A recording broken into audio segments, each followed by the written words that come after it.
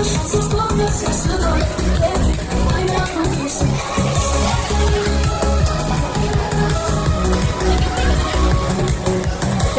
tvirtumas.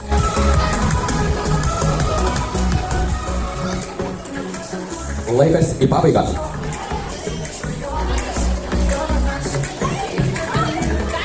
Savo statymus stengiamės užbaigti ir kviečiame vertinti. Jei statinio užbaigti nespėjote ir iki užbaigimo dar yra toli, tai statinį galite iškonstruoti. Pabandėte kaip veikia ir viskas. Bet kas viską pabaigė, kviečiate vertintojus. Keliame ranką, kas pabaigė.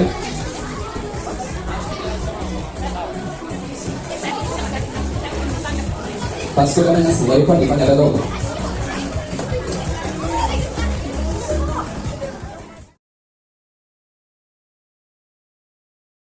Na va, ką tik peržiūrėjote renginio akimirkų albumą. Labai ačiū už nuotraukas robotikos mokytojai. Ji pasirūpino, kad visos renginio akimirkos gražiausios būtų įamžintos. O dabar čia vyksta pasiruošimas kitos klasės užsiėmimų, tikrinama įranga, pasiruošimos skaidrės ir taip toliau, kad sekančiai klasiai renginys vyktų sklandžiai. Šis renginys nepraėjo be įvairiausių nesklandumų, įdomybių ir taip toliau.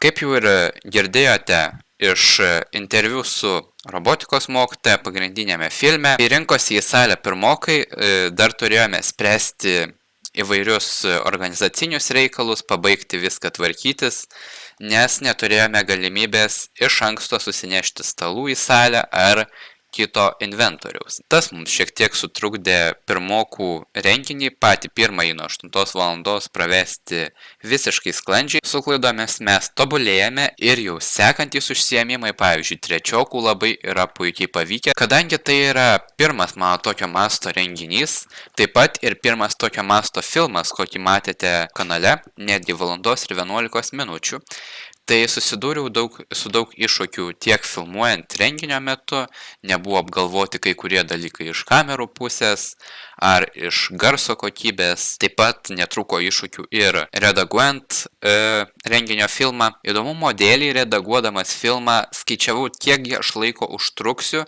jį iš viso padaryti. Taigi aš su tokiais trumpais prisėdimais įkūriau berods 2-3 savaitės ir bendrai sudėjus laiką tai gavosi apie 24 valandas. Tai laiko tikrai praleista nemažai, bet ir pastangų įdėta nemažai, nes visgi turėjau apie 5 valandas medžiagos ir ją sutrumpinau 5 kartais iki valandos ir sudėjau visas man gražiausias akimirkas, kad tas akimirkas pamatytumėte ir jūs, kurie žiūrėjote ar dar žiūrėsite. Ir štai tokios tos renginio įdomybės.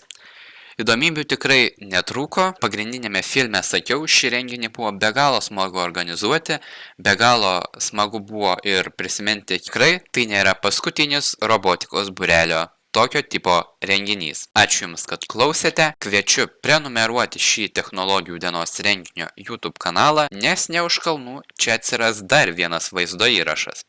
Nes technologijų diena leiskimės į vasarą svečiuosis ir Kupiškio miesto šventėje Sala 545. Taigi iš ten būtinai Jums parodysime įdomiausias akimirkas. Ačiū, iki kitų susitikimų.